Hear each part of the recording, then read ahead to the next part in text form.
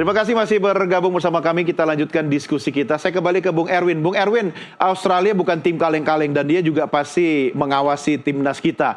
Dari analisa Anda, apa yang harus kita antisipasi? Kelebihan-kelebihan Australia yang kemudian kita bisa hajar paling tidak kalau kata Bung Ropan itu kita harus curi angka dulu di awal nih. Gimana Bung Erwin? Saya berkaca pada permainan Indonesia ketika menghadapi Arab Saudi di pertandingan pertama ya, waktu main 1-1 lawan Arab. Itu kan juga terus terang kebayang gitu bagaimana beratnya bermain di Arab, menghadapi Arab Saudi. Ternyata Indonesia bisa mencuri gol terlebih dahulu dengan bermain menunggu ya, melakukan serangan balik yang cepat dan akhirnya bisa menahan Arab dengan skor 1-1. Saya rasa pola permainan seperti itu yang mungkin bisa dipakai ya untuk menghadapi Australia di kandang sendiri. Menunggu sambil mencari celah di lini pertahanan Australia ketika mendapatkan bola, tidak cepat kehilangan bola, atau bisa melakukan serangan balik yang cepat gitu. Yang diwaspadai dari pemain Australia tentu kerjasama mereka kelihatan di pertandingan waktu di Jakarta. Mereka bisa bermain dengan sangat solid ya.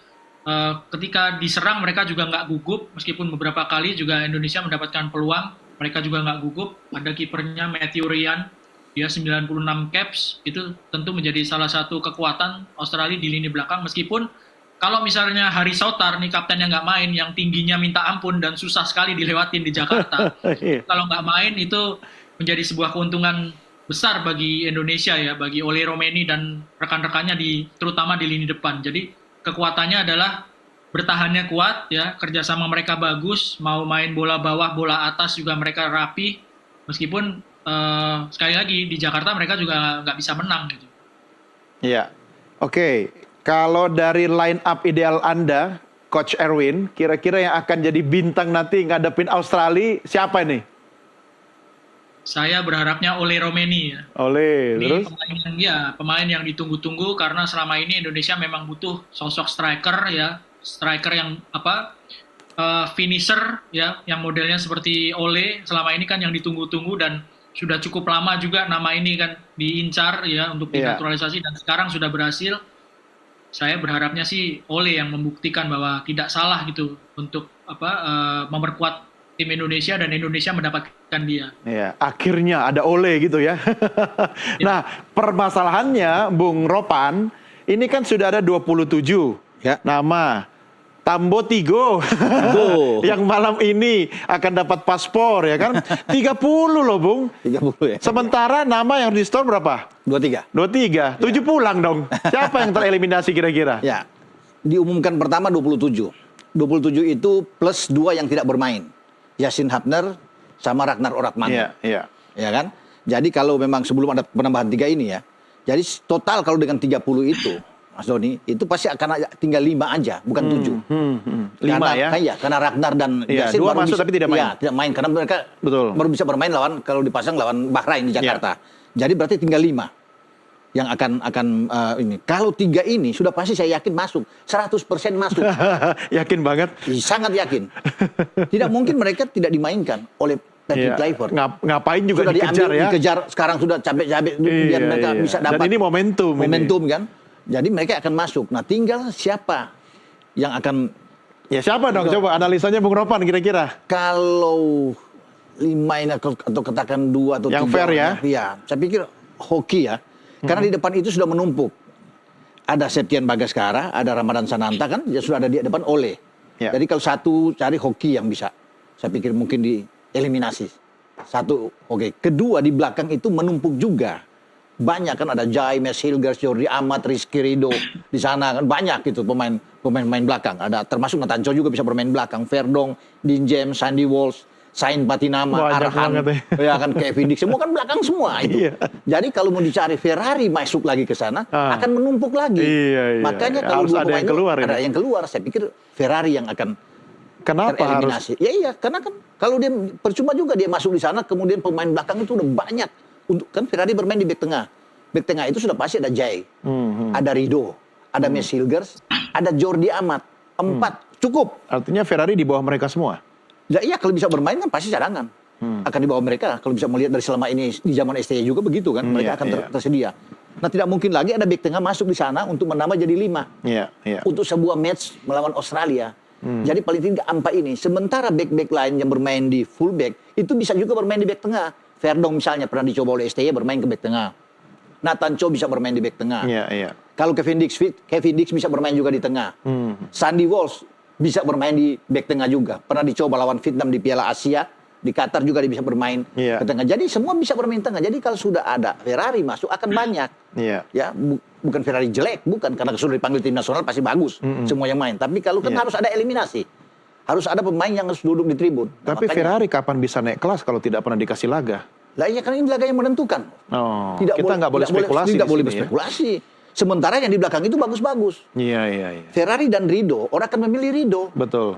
Sebenarnya Coach Patrick tidak sulit ya untuk menentukan ya. Oh nggak sulit, malah dia kebingungan. Opsinya banyak. Iya, karena ini nama-nama bagus semua. Semua bisa tergantung dengan kondisi mereka. Saat menghadapi Australia siapa yang terbaik, yang kondisi yang benar bugar. Kalau Jai kan sudah pasti El Capitano. Tidak tergantikan. Tinggal sekarang menunggu Mes atau Rido atau Jordi Amat. Kan orang masih melihat sekarang kalau Mes bulgar, Mes Hilgers akan menampingi ini. Padahal Rido bagus kalau lihat dia bikin gol kemarin juga kan mantap. Siapa lagi nama yang kira-kira akan pulang bawa koper? Saya pikir dua itu. Kalau bisa ada yang bisa sementara untuk tereliminasi. Kalau yang nama ketiga misalnya itu akan 50-50 di antara Ramadan Sananta atau Septian Bagaskara.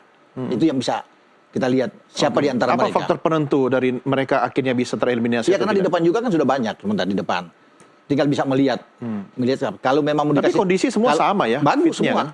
Sudah masuk tim nasional bagus. Tapi kalau mau diberikan kesempatan seperti apa yang dilakukan STY ketika melawan Bahrain, kemudian Malik Rizaldi main pertama kali untuk debut dia, bisa saja Bagaskara bermain debut dia pertama kali di tim senior. Karena Bagaskara ini bukan ujuk-ujuk baru pertama kali. Di junior juga di U19 sebenarnya dia sudah di U23, dia sudah bermain.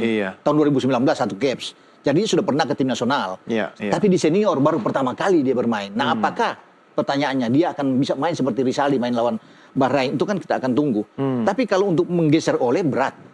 Ole akan menjadi pemain nomor 1 ya. Kan diutamakan. Kan tadi kita sepakat akhirnya Ole ya kan. Iya dong. Nggak mungkin tiba-tiba digeser. Pemain pertama yang kansnya besar sekali di antara semua tim di starting 11 kita ya akan membuat gol ke gawang Australia Ole. Karena memang tugas dia kan mencetak gol. Betul. Ya, walaupun dia tidak murni sebagai pemain nomor 9, Don. Dia sebenarnya lebih bagus bermain nomor 10. Itu yang di Oxford saat ini dia bermain bukan seperti itu. Striker murni, bukan murni sebenarnya. Ya kalau Mauro Silva itu murni. Ramadan Sananta itu nomor 9 bisa main di sana kan. Tetapi sekarang kita butuh Ole karena dia bisa menjalankan fungsi seperti dia. Rafael Struijk juga di zamannya STY kan bukan pemain murni nomor 9. Dia lebih ke flank. Tapi dipakai terus oleh STY untuk bermain di depan. Sama seperti Ole akan bermain di sana. Dan Ole lebih bagus secara kualitas. Ole di atas Rafael. Setuju. Gitu. Jadi dia pasti akan mendapat tempat utama. Berdiskusi dengan Anda berdua kok semakin mempertebal optimisme saya bahwa kita pasti bisa juara. Harus optimis dong. Cuma saya mau tahu dari Bung Erwin sendiri, kira-kira ya 5 nama yang menurut Anda harus pulang bawa ransel ke kampung itu siapa? Dari 30 ini. Kan 3 tambah lagi malam ini. 27 tambah 3, 30 gitu. Gimana Bung Erwin? Ya, ada satu kiper sangat mungkin ya. Antara Nadeo atau Hernando. Karena harus bersaing sama Martin sama Emil Audero. Jadi satu posisi kiper mungkin akan tidak ikut dalam 23 nama yang akan dibawa ke Australia. Ya. Nomor 2 sangat mungkin kemungkinan ya Pratama Arhan. Karena di situ kan ada Calvin Verdong, di situ juga ada Shane Patinama. Dan waktu di kepelatihan lama juga Arhan kan juga nggak mendapatkan tempat sebagai starter. Ya kita harus akui Calvin Verdong itu kelasnya di atas back kiri yang lain. Bahkan dari Shane Patinama juga Calvin Verdong kelasnya lebih di atas. Bagaimana dia stabil dan beberapa kali menjadi Team of the Week di Liga Belanda itu kan membuktikan bahwa Calvin Verdong susah untuk digeser. Masih ada Shane Patinama dan itu yang menjadi saingan Arhan. Kalau nama lainnya Hoki itu juga sangat mungkin karena beberapa kali dikasih kesempatan di era lalu juga kan tidak bisa mengeluarkan kemampuannya secara maksimal. Saingannya juga bagus-bagus. Ketika tampil di klub juga nggak terlalu bersinar juga kalau Hoki ya dibandingkan dengan Septian Bagaskara. Kalau Septian Bagaskara itu meskipun nggak selalu menjadi starter, tapi dia bisa mencetak 7 gol di klubnya, di kompetisi lokal. Jadi dia punya kelebihan bisa memanfaatkan posisi sebagai pemain pengganti gitu ya. Tapi posisinya juga kalau di tim sekarang kan saingannya berat-berat untuk di lini depan. Jadi Hoki, Septian itu juga nggak mudah untuk mendapatkan tempat bahkan untuk berangkat ke Australia. Ferrari juga saya setuju dengan Bang Ropan.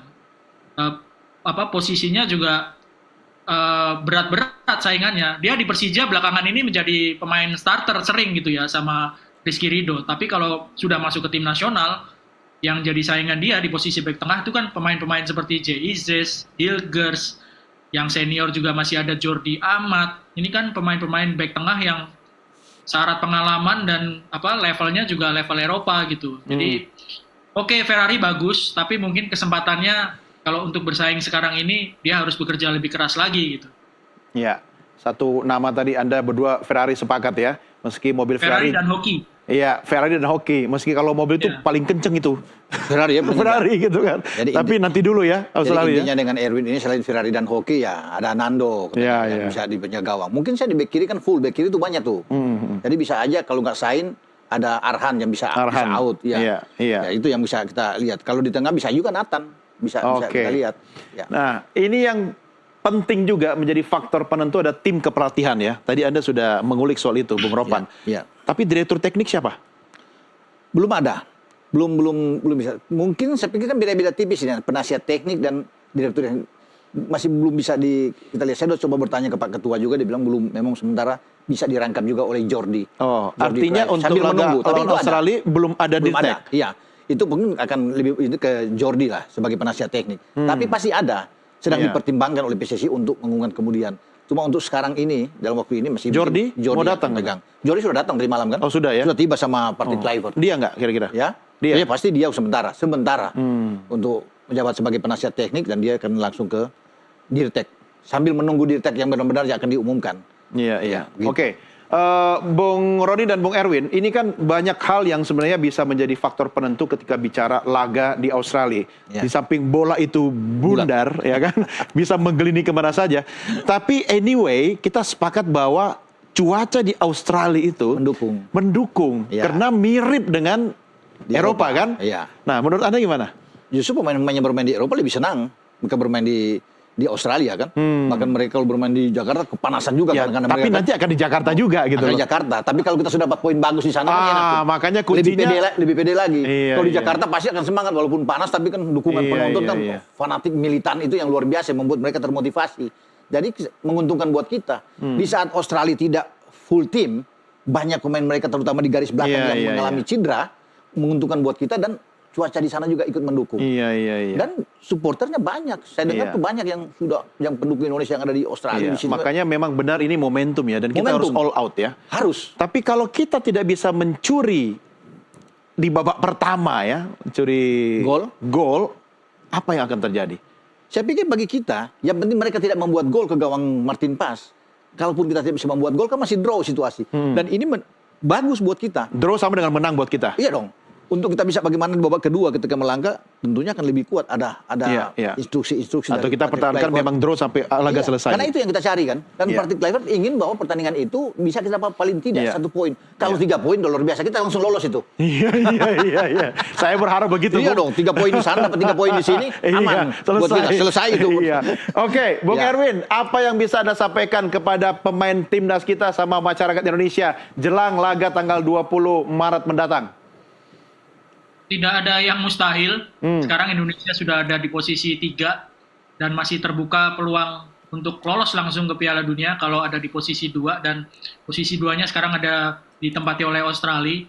Ini lawan terberat untuk short term karena kita harus main di kandang Australia dan Australia sedang ada posisinya ada di atas Indonesia. Jadi sebenarnya tidak ada yang mustahil, tetap semangat, harus optimis. Karena peluang itu masih terbuka sangat lebar. Apalagi kalau kita lihat Indonesia masih punya pertandingan kandang menghadapi Bahrain dan China yang saya yakin Indonesia punya peluang yang besar untuk bisa menang dari 2 tim tersebut. Setuju. Menurut Anda skor berapa nih Indonesia-Australia? Realistisnya seri 1-1. 1-1. Oke. Baik. Bung Ropan. Ya. Kalau saya memang imbang kan itu bagus, itu target. Tapi saya bisa, kalau kita bisa menang 1-0 atau 2-1. Buat Indonesia. 2-1? Buat Indonesia. Buat Indonesia? 1-0. Oke. Tos. Dikunci angkanya ya. Dikunci. Oke, tapi kalau saya kan tidak sepakar Anda berdua. Ya, jadi saya draw aja sudah menang buat Namanya timnas. prediksi kan, bisa salah, bisa benar. Tapi prediksi harus yang positif. Oh, iya, ya kan? iya, Karena iya, keunggulan kita sebenarnya banyak ya kan. Iya, Apalagi iya. ditambah faktor cuaca kan. Betul. Oke, baik. Bung Erwin, terima kasih sudah bersama kami. Bung Ropan, terima kasih. Sama-sama. Sampai ketemu di acara Anda juga. Siap. Oke, pemirsa, kami akhiri sampai di sini diskusi kita dalam NTV Prime Dialog. Sekaligus juga mengakhiri program NTV Prime untuk edisi hari ini. Saya Doni The Kaiser berterima kasih atas kebersamaan kita. Sampai jumpa. Merdeka!